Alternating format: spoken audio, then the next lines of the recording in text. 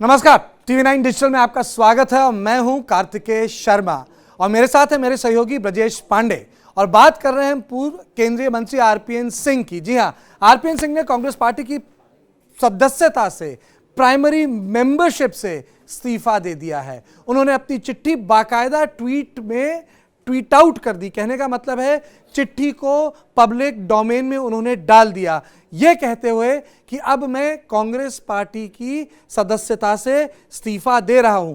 यह चिट्ठी आरपीएन सिंह ने कांग्रेस अध्यक्ष सोनिया गांधी को लिखी। तो पहला सवाल ब्रजेश आपसे, जैसे कहते हैं ना पहली बात खबर पे आई जाए, खबर क्या है, इस पे जा कह रहे हैं? देखिए, आरपीएन सिंह 2:30 बजे भारतीय जनता पार्टी ज्वाइन कर रहे हैं और सबसे मजेदार चीज है, अभी 2 दिन पहले ही कांग्रेस ने एक अपने स्टार प्रचारकों की लिस्ट जारी की थी जिसमें स्टार प्रचारक नंबर 15 थे आरपीएन सिंह। और आज वो स्टार प्रचारक आज 2:30 बजे बीजेपी ज्वाइन करेगा और ईस्टर्न उत्तर प्रदेश में जहां पे बीजेपी माना जा रहा था थोड़ी संकट में है, वहां पर अब वो बीजेपी के लिए स्टार प्रचारक की भूमिका में रहेंगे। परसेप्शन वाइज कांग्रेस के लिए बड़ा हिट है क्योंकि चुनाव एकदम राउंड द कॉर्नर है। कुछ ही दिनों में चुनाव का पहला फेज होगा 10 फरवरी को और उसके पहले आरपीएन सिंह का कांग्रेस को छोड़कर बीजेपी ज्वाइन करना, जिसे कहते हैं कि कांग्रेस खेमे में खासी खलबली मचा देगा। तो यानी आप ये कह रहे हैं कि खासी खलबली मचा देगा, लेकिन इसके पीछे इनका कैलकुलेशन क्या है? ये एकदम चुनाव के बीचों बीच क्यों जा रहे हैं? देखिए, ये पहला ऐसा नहीं है, पहला मौका ऐसा नहीं है जब आरपीएन सिंह के बारे में ये खबर उड़ी थी कि वो बीजेपी जा रहे हैं। और कई बार ऐसा हुआ जो सुनने में आ रहा था कि वो शायद उनको कांग्रेस के आला कमान ने मना लिया और वो उन्होंने जाना अपना कैंसिल कर दिया। लेकिन इस वक्त मुझे लगता है आरपीएन सिंह के सामने अस्तित्व की लड़ाई भी चल रही थी, क्योंकि आरपीएन सिंह जिस जगह से आते हैं, पडरौना से आते हैं, जो ईस्टर्न उत्तर प्रदेश में है, वहाँ पे वो लोकसभा के सांसद नहीं रहे, उसके बाद विधानसभा के चुनाव में भी उनका उतना इन्फ्लुएंस नहीं रहा। तो जो इन्फ्लुएंस वाइज अपनी जो रीजन की पॉलिटिक्स होती है उसमें वो अप्रासंगिक होते जा रहे थे। और जो कांग्रेस आला कमान से भी अभी उन्हें झारखंड का वो इंचार्ज भी बनाया गया था, लेकिन कुछ चीजें उनके हिसाब से चल नहीं रही थी। और इनफैक्ट मैं आपसे ही ये जानना चाहूंगा कि आखिर आपको क्या लगता है कि क्या वजह रही कि जिससे आरपीएन सिंह को कांग्रेस को छोड़ना पड़ा? क्योंकि भाजपा के लिए ये एक महज एडिशन है, क्योंकि आरपीएन सिंह खुद एक बहुत बड़े जनाधार वाले नेता नहीं है। मैं कहूंगा जैसे स्वामी प्रसाद मौर्य शिफ्ट करके आए तो उसमें आप फिर भी मान सकते हैं कि बीजेपी को थोड़ा झटका लगेगा।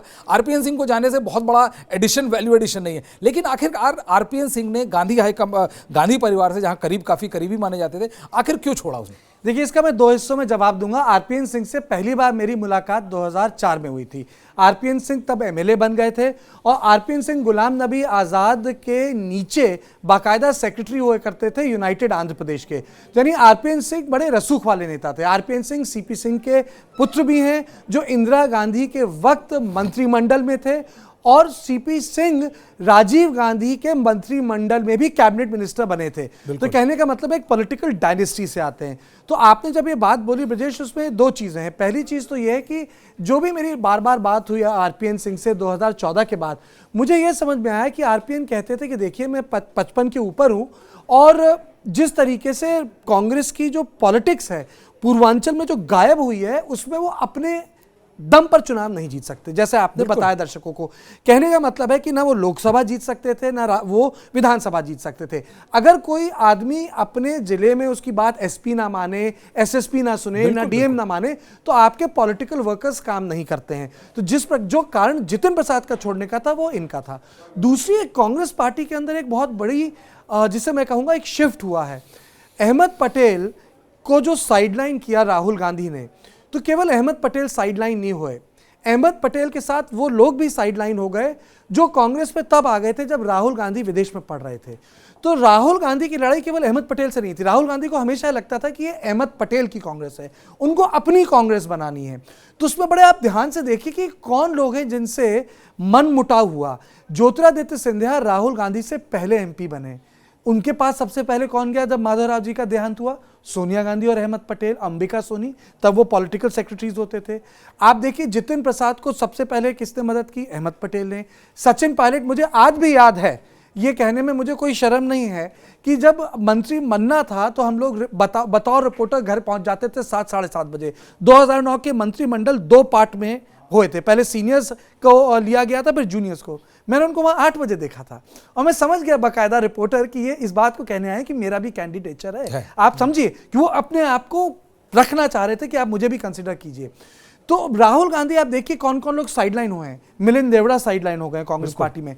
तो जिन जिन लोगों को अहमद पटेल या वो लोग जो अपने खुद के रसूख से पार्टी में थे वो सब साइडलाइन हो गए। एक और चीज उस पर उठती है कि आप इस चीज को ध्यान से देखिए, चाहे मिलिंद देवड़ा हो, चाहे सचिन पायलट हो, चाहे ज्योतिरादित्य सिंधिया हो, ये सारे यंग टर्क्स हैं कांग्रेस पार्टी के। और ऐसा माना जा रहा था जो सेकंड लाइन ऑफ लीडरशिप होगी वो इन्हीं से होगी, जैसे बाकी सारे लीडरशिप रिजाइन मतलब स्पेस छोड़ते जाते हैं इन लोगों के लिए। लेकिन एक सिरे से आप सचिन पायलट को छोड़ दें तो उसके अलावा सबने पार्टी छोड़ दी। और ये सब ऐसा नहीं है कि कांग्रेस पार्टी ने इन्हें इनके हिस्से का नहीं दिया। ये कांग्रेस पार्टी में कांग्रेस का जब शासन था तो वहां मंत्री रहे, जब तक रहे सांसद रहे, इनका राहुल गांधी के साथ अच्छा उठना बैठना था। तो इस चीज को कैसा देखा जाए? क्या राहुल गांधी जो सेकंड लाइन ऑफ लीडरशिप है उसके साथ सामंजस्य नहीं बैठा पा रहे हैं और उस चीज के चलते ही एक्सोडस हो रहा है? आपने मुझसे बहुत अच्छा सवाल पूछा। लोग जब सेकंड लाइन ऑफ लीडरशिप की बात करते हैं कांग्रेस में, कांग्रेस की सेकंड लाइन ऑफ लीडरशिप दो हैं।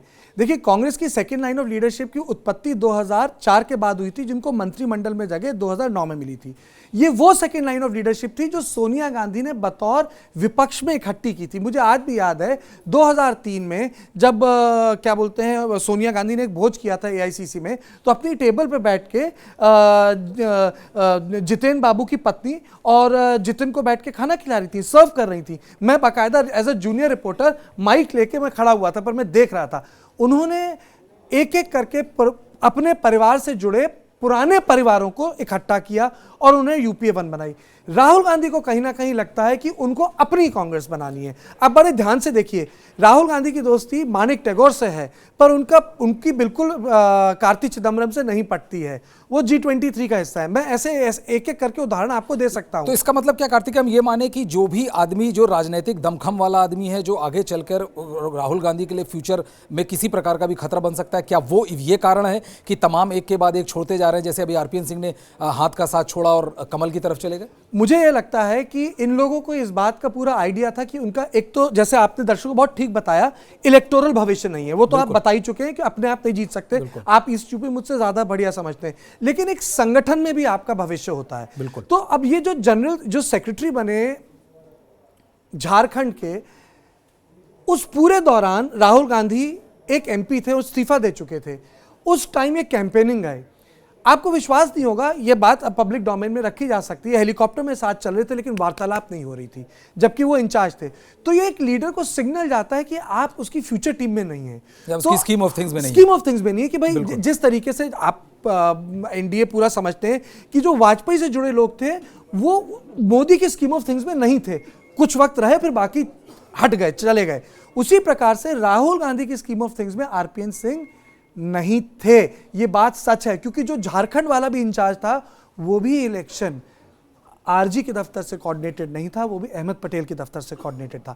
इसलिए मैं जो आपसे बार बार बात कर रहा हूं कि जो आरपीएन सिंह का जाना है केवल इसलिए नहीं है कि वो पदरौना वाला जो मसला है वो है बहुत जरूरी है। इनको राज्यसभा नहीं भेजा, पहली बात। दूसरी बात है संगठन में कोई बड़ा ओहदा नहीं दिया गया।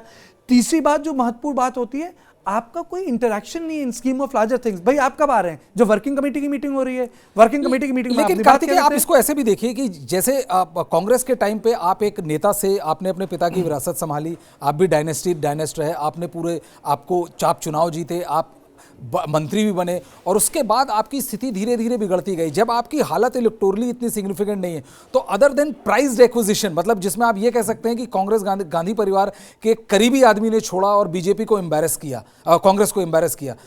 इसके अलावा आरपीएन सिंह की क्या प्रासंगिकता हो सकती है पडरौना से, जहां से वो आते हैं, और वो क्या इलेक्टोरल सिग्निफिकेंस ऐड करेंगे भारतीय जनता पार्टी? देखिए उसमें अब ये बिल्कुल वैसे ही है, जब रिपोर्टिंग के दौरान आप एआईसीसी या रिपोर्टिंग के दौरान बीजेपी दफ्तर बैठे तो कई सारी चर्चाएं हो जाती हैं। आरपीएन सिंह का जो यूटिलाइजेशन है वो कई तरीके से हो सकता है, मुझे लगता है। देखिए अब आप मुझे बताइए कि सुशील कुमार शिंदे या पी चिदम्बरम जो 70 साल से ऊपर हैं, कितनी बार आप इंटरनल सिक्योरिटी में डिप्लॉय करेंगे? इनके पास 2009 से 2014 के बीच में कई सारे बहुत अच्छे मिनिस्टर ऑफ स्टेट थे। Minister of state defence, minister of state HRD, minister of state home, minister of state external affairs. कहाँ हैं इन लोगों को? क्यों नहीं डिप्लॉय किया जाता है प्रेस कॉन्फ्रेंसेज में जब इंटरनल सिक्योरिटी पे बोलना होता है? अच्छा, उसके बाद कुछ मसलों पे मतभेद भी है वैचारिक। अब जैसे कि जो 370 वाला मामला है जो मोदी ने किया, इस पे कांग्रेस के कई लोग हैं मानते थे कि ठीक है, अपोज नहीं करना चाहिए। उसमें से आरपीएन सिंह एक थे, ज्योतिरादित्य सिंधिया ने तो ट्वीट कर दिया था। उसके ऊपर से कांग्रेस के अंदर जो राजनीति है, बाहर से लगता है कि भाई वन वे है, पर ऐसा नहीं है। राहुल गांधी और उनकी टीम थोड़ा लेफ्ट की तरफ जाती है, लेकिन जो कांग्रेस की मुख्य धारा है गांधी जी के वक्त से, उसमें राइट भी है। कार्तिकेय, राइट भी है। एक इंटरेस्टिंग एस्पेक्ट ये है, वो है स्वामी प्रसाद मौर्य का छोड़ के भाजपा छोड़ के बीजेपी आना।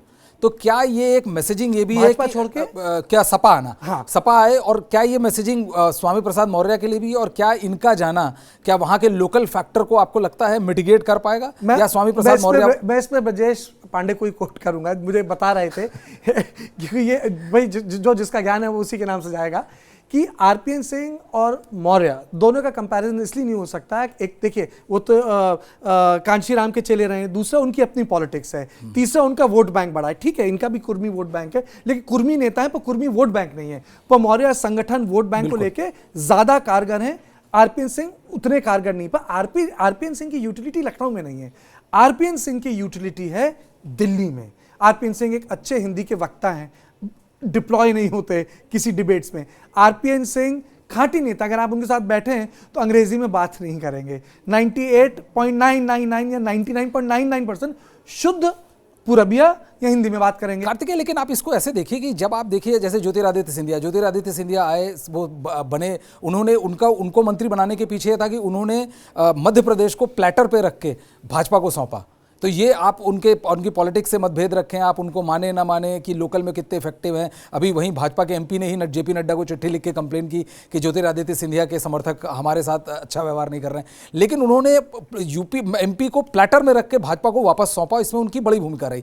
लेकिन RPN Singh as a politically significant creature कितने बड़े एसेट रहेंगे, क्योंकि दिल्ली में बीजेपी के लिए बोलने वालों की कमी नहीं है। जब आप सत्ता में होते हैं, आप खुद जानते हैं, जिस तरह से सत्ता की बयार आपके फेवर में चलती है तो आपके पास बोलने वाले हजार होते हैं, और उनकी इलॉक्वेंस एक दूसरे लेवल की होती है, क्योंकि अब आप जीत रहे होते हैं तो सब कुछ आपके फेवर में जाता है। तो other than embarrassing Congress party in a big way, जो वो लगातार करते आए हैं, ज्योतिरादित्य सिंधिया, जितिन प्रसाद, और चुनाव के ठीक पहले, मतलब चुनाव के 14-15 दिन पहले फर्स्ट फेज के आरपीएन सिंह का आना कितना सिग्निफिकेंट? मैं उसका ऐसे जवाब देता हूं, आपने टीवी में काम किया है, प्रिंट में भी काम किया है, दिल्ली के 2 बड़े अखबार हैं, लेकिन एक जो सबसे बड़ा अखबार है वो खटाखट लोगों को नौकरियों पर रख लेता है।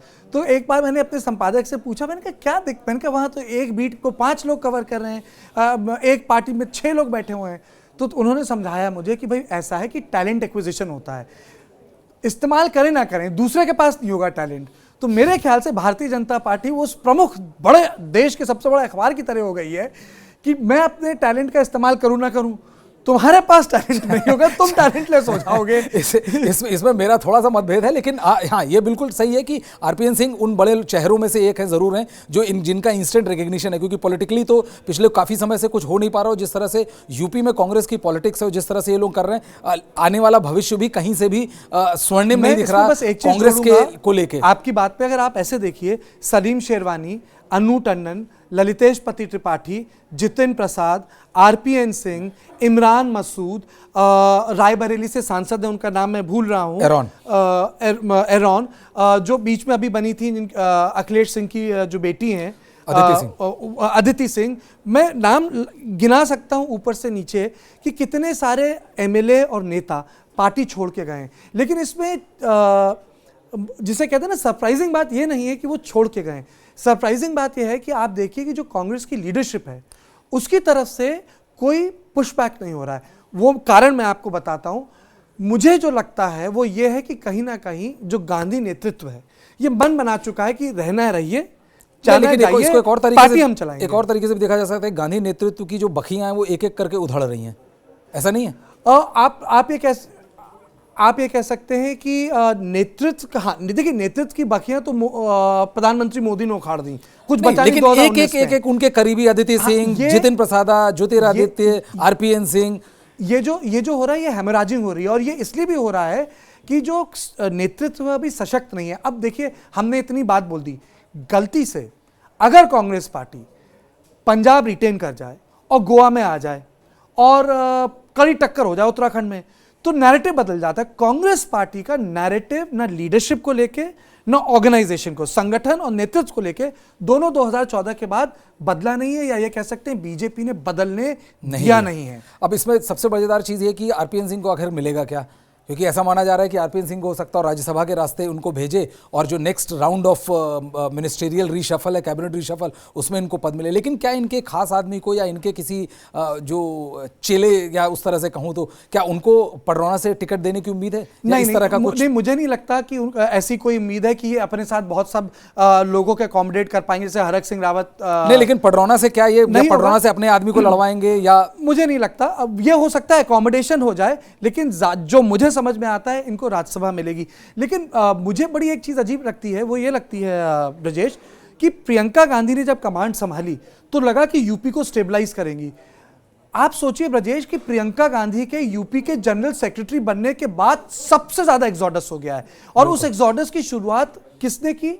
उस एग्जॉडस की शुरुआत हुई ज्योतिरादित्य सिंधिया से। आपको याद होगा कि लोकसभा के चुनाव से वेस्टर्न यूपी का इंचार्ज बनाया था। वो वेस्टर्न यूपी के इंचार्ज थे, ये ईस्टर्न यूपी की इंचार्ज थी। तो गांधी परिवार का एक आदमी वहां बैठा है और उसके अंडर एग्जॉडस हुआ। जैसे अब ये तस्वीरें देखिए, ये भर्ती विधान युवा घोषणा पत्र उत्तर प्रदेश का है, दिल्ली से निकाला जा रहा है, जिसपे यूपी का कोई नेता नहीं है। अब क्या संकेत जा रहा है? आप यहां मोना तिवारी को बैठा देख रहे हैं। आप ये पता कर लीजिए कि मोना तिवारी के जो पिता हैं प्रमोद तिवारी, जो 7 बार एमएलए रहे हैं, पिछले 2 साल में उनकी कितनी बैठक राहुल गांधी से लेकिन क्या आपको नहीं लगता कार्तिकेय, जैसे खबर ये भी आ रही है कि हो सकता हो आरपीएन सिंह को स्वामी प्रसाद मौर्य के खिलाफ हो जाए? ये सवाल का आप जवाब दे चुके हैं, लेकिन आपको नहीं लगता कि ये बहुत बेहद इंटरेस्टिंग, जो ईस्टर्न यूपी अभी तक बड़ा लैक लश्यर है, लेकिन एकदम से स्पाइस अप हो जाएगा? नहीं, बिल्कुल हो जाएगा, बिल्कुल हो जाएगा। नहीं मतलब आपने जो आपकी जो कल्पना है, अगर कोई सुन रहा हो तो it's a good forward planning. मतलब मैच इंटरेस्टिंग हो जाएगा, बांध लेंगे उनको वहां। अगर आरपीएन बैठ जाएं उस कॉन्स्टिट्यूएंसी में तो मौर्य भाजपा का अपना भाजपा का जो की पार्टी है, भाजपा का पूरा मौर्य साहब को बांध देंगे। इतना तो मैं कह सकता हूं, क्योंकि पडरौना आप भी गए हैं, मैं भी गया हूं। मौर्य साहब को वहां बैठ के कैंपेनिंग करनी पड़ेगी, जिस प्रकार से ममता जी को कैंपेनिंग करनी पड़ेगी। एक और आदमी था जिसका, जो बीजेपी की तरफ से, कांग्रेस की तरफ से बीजेपी आया, उसका नाम था जितिन प्रसाद। जितिन प्रसाद उससे पहले ब्राह्मणों के फेवर में उन्होंने तमाम हुंकारें भरी कांग्रेस की तरफ रहते हुए, अब वो बीजेपी की तरफ बीजेपी में आ गए। लेकिन बीजेपी में आने के बाद इतनी आवाजें नहीं आ रही या इतना उनका जो आफ्टर जो इनिशियल रश था ज्वाइन करने का, जो हमने ज्योतिरादित्य के टाइम पे देखा, अब वो मतलब कभी कदार ही उनकी आवाजें आती। तो आपको नहीं लगता कि यदि या ये चुनाव लड़ें और मतलब आप अपनी विश्वसनीयता कहते हैं कि आप you prove your baptism with fire, लेकिन इनके साथ भी कहीं ऐसा तो नहीं कि वो जितिन प्रसादा वाली स्थिति हो जाएगी कि ना खुदा मिला ना विसाले सनम? जो मेरी खबर है, क्योंकि इस वक्त विश्लेषण से ज्यादा मैं आपको जो मैं पता किया है कल रात से वो बता सकता हूं। जितिन प्रसाद के साथ डील ये है कि आप विधानसभा का चुनाव लड़ेंगे और आप यूपी की पॉलिटिक्स करेंगे, जिस तरीके से शाहनवाज हुसैन को भारतीय जनता पार्टी ने बिहार शिफ्ट कर दिया। भैया बिहार, उसके पीछे कई और कारण पर वो एक उदाहरण था कि एक आदमी बिहार से केंद्र आता है और केंद्र से बिहार चला जाता है। लेकिन जितिन प्रसाद के साथ था कि आप जो पॉलिटिक्स करेंगे स्टेट की करेंगे। इनको मुझे लगता है कि वो राज्यसभा भेजने की कोशिश है, लेकिन अगर जैसे आप बोल रहे हैं कि अगर उस तरीके से चुनाव लड़वा दिया तो इलेक्शंस, और लड़वा दिया तो उसके बाद क्या है, आपको हराना है, बाद में राज्यसभा भी दे सकते हैं, आप चुनाव हार जाए फिर भी जा सकते हैं। लेकिन मोटा मोटी ये है कि प्रियंका गांधी के जनरल सेक्रेटरी होने के बावजूद इतने ज्यादा लोगों का एग्जॉडस होना और उनका जाना, चाहे वो चुनाव हारते रहे हो, जैसे आपने बिल्कुल हम लोगों ने कई बार डिस्कस भी किया कार्तिक कि ये उनके नेतृत्व में प्रश्न चिन्ह तो उठा ही रहा है। लेकिन एक मजेदार चीज ये, जैसे कि बार बार मैं कह रहा हूं कि आप ये सोचिए कि जैसे स्वामी प्रसाद मौर्य गए वहां से, तो बीजेपी भी मुझे लगता है कि जो अभी तक उनका आना जाना टल रहा था, मुझे लगता है बीजेपी लीडरशिप ने भी एकदम से माइंड बनाया कि हम स्वामी प्रसाद मौर्य को एक चुनौती देंगे तगड़ी पडरौना से। और इसीलिए इस बार इनका जो शिफ्टिंग था, क्योंकि ये पहली बार नहीं है कि आरपीएन सिंह के जाने के बारे में रूमर उड़े और बाद में उसको क्लैरिफाई किया गया। बिल्कुल। और एक चीज मैं आपको और बताना चाहा, और इसी चीज पर हम प्रोग्राम खत्म भी करेंगे, कि जब से प्रियंका बनी है जो यूपी का सिस्टम है थोड़ा सेंट्रलाइज हुआ है। मुझे इसलिए याद है कि जो ब्राह्मण वोट बैंक को लेके जो कैंपेन कर रहे थे जितिन प्रसाद, बाकायदा कांग्रेस की तरफ से गई थी बात कि आप ये इंडिपेंडेंटली मत कीजिए। प्रियंका गांधी एक अपने प्रोग्राम पे काम कर रही हैं, तो कई सारे ऐसे प्रोग्राम्स होते थे जिसमें ये लोग हिस्सा नहीं होते थे। तो कहने का मतलब है काम करने के तरीके पे भी सवाल है, लेकिन मन वो भी बना चुके हैं। तो आप ये देख रहे थे ब्रजेश और मेरे साथ कि आरपीएन सिंह जो former union home minister for state रह चुके हैं और 2003 में ये विधायक भी रह चुके हैं, संगठन के कई सारे पदों पर रह चुके हैं, उन्होंने आज इस्तीफा दे दिया है कांग्रेस पार्टी से। और ब्रजेश बता रहे थे कि 2:30 बजे के बीच में ये भारतीय बतौर एमिनेंट पर्सनालिटी ज्वाइन करेंगे, बतौर एमिनेंट पर्सनालिटी ज्वाइन करेंगे। तो इस तरीके से आप देख सकते हैं कि सिलसिला रुक नहीं रहा है, लोग इधर से उधर जा रहे हैं और कांग्रेस पार्टी इसको रोक लेना चाहिए था। उसमें अभी भी जिसे कहते हैं हम पॉलिटिक्स में इंटरनल हेमोरेजिंग जारी है। तो आप देख रहे थे हाथ का साथ छोड़ गए आरपीएन, हाथ से कमल। लेकिन यही आप कह सकते हैं कि पॉलिटिक्स की बेसिक नियत होती है, जहां फ्यूचर होता है वहीं लोग जाते हैं। इसमें कुछ पर्सनल और इसमें कुछ इमोशनल नहीं होता है और आइडियोलॉजिकल भी, यानी विचारधारा से जुड़ा नहीं होता है। तो आप देख रहे थे हमारी एक खास पेशकश। देश और दुनिया की बाकी खबरों के लिए आप देखते रहें TV9 डिजिटल।